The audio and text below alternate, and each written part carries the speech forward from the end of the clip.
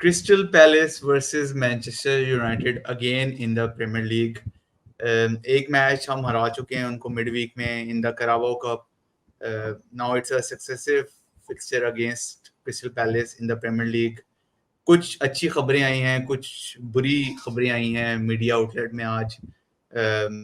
Antony dos Santos को clear कर दिया है ट्रेनिंग के लिए, so he might join the training session at Carrington tomorrow before the kickoff. और उसके अलावा जो बुरी खबर है वो ये है कि लिजांड्रो मार्टिनेज और सर्जियो रेगुलिन जो है वो दोनों इंजरी का शिकार हो चुके हैं. Martinez could be out for 2 to 3 months, while रेगुलिन जो है वो भी इंटरनेशनल ब्रेक से पहले अब मुश्किल ही है कि कोई मैच खेले.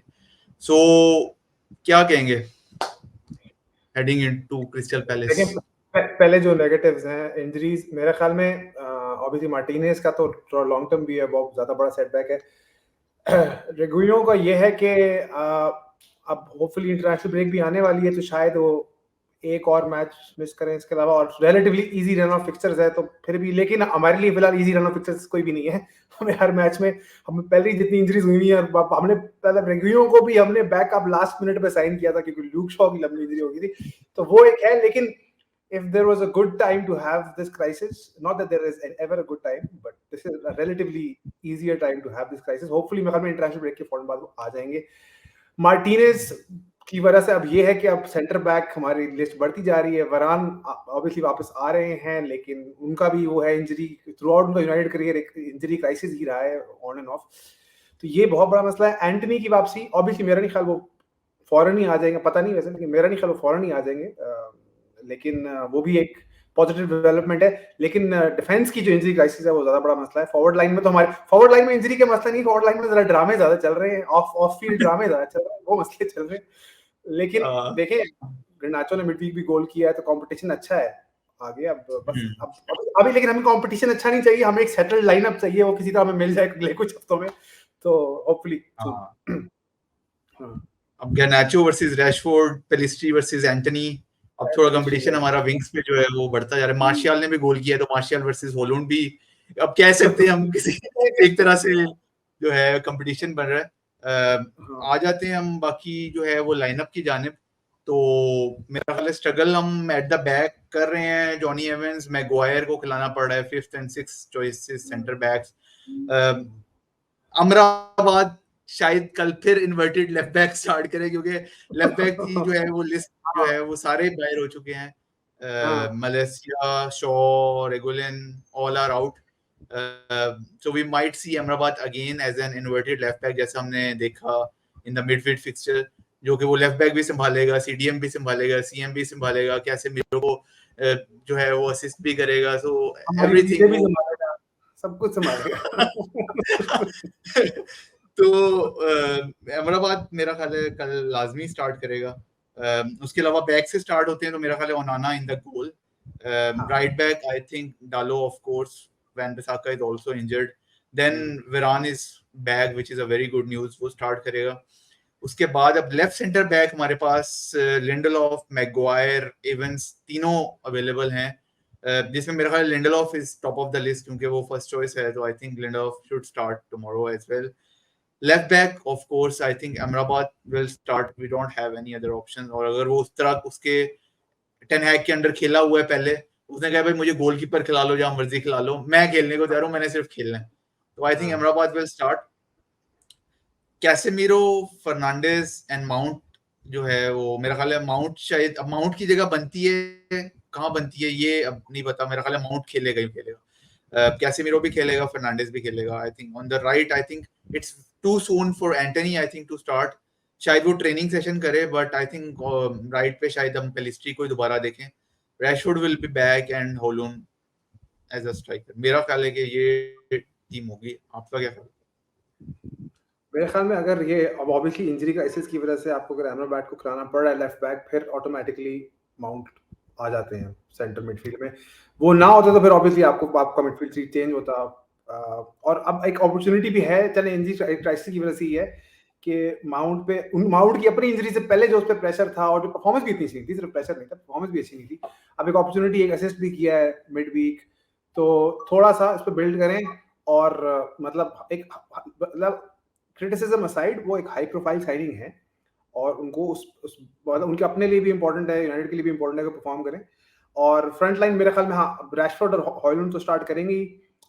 राइट पे मेरे ख्याल में एंटनी शायद स्क्वाड में हो शायद, हालांकि अभी मेरे ख्याल में स्क्वाड के लिए भी शायद काफी जल्दी है, लेकिन स्टार्ट करने का तो मेरे ख्याल में सवाल ही नहीं है। तो बाकी फिर पेलेस्ट्री है, बाकी हाँ मेरे ख्याल में यही लाइनअप बनती है given the external and internal and injury circumstances. तो मेरा ख्याल में यही होगी। उसके अलावा जो है अगर हम देखा जाए स्ट्रैटेजीज और वो सब चीजें, मेरा ख्याल है कोई हमने जितना जो पिछले मैच में देखा अमराबाद और कैसेमीरो का जो एक कॉम्बो डेवलप हो रहा है ऐसा, Casemiro is the top scorer right now for matches. और मैं एक कंपैरिजन भी देख रहा था कि उसके रियल मैड्रिड वाले कैरियर में कुछ 336 गेम्स थी रियल मैड्रिड के लिए, उसमें उसका कोई जो गोल एंड असिस्ट की जो रेशियो है 1.0 समथिंग थी, और यहाँ पे वो ऑलरेडी जो है वो ऑलमोस्ट डबल है यूनाइटेड के लिए। हमने उसको एज अ सीडीएम साइन किया था, पिछले सीजन उसके 7 असिस्ट 7 गोल से, इस सीजन उसके 4 गोल ऑलरेडी हो चुके हैं विद 1 असिस्ट। तो अमराबाद के आने से मेरा ख्याल है उसको काफी जो है वो एक फ्रेश एयर जो है वो ब्रीदिंग स्पेस थोड़ी सेंट्रल मिडफील्ड में मिलेगी, जो कि एरिक्सन जो है वो उस तरह से नहीं दे पा रहा था because of the as I would say, क्योंकि नो डाउट एरिक्सन की जो क्वालिटीज हैं उस पर तो कोई दो राय नहीं है, लेकिन Amrabad is more energetic, young, he can run, space cover कर सकता है इजीली। तो वो चीज जो है ना वो हमने देखी against Crystal Palace as well. So I think we would continue to see this Casemiro up top, passes create करना फाइनल थर्ड में जहां मिडफील्ड की जरूरत पड़े के आने से।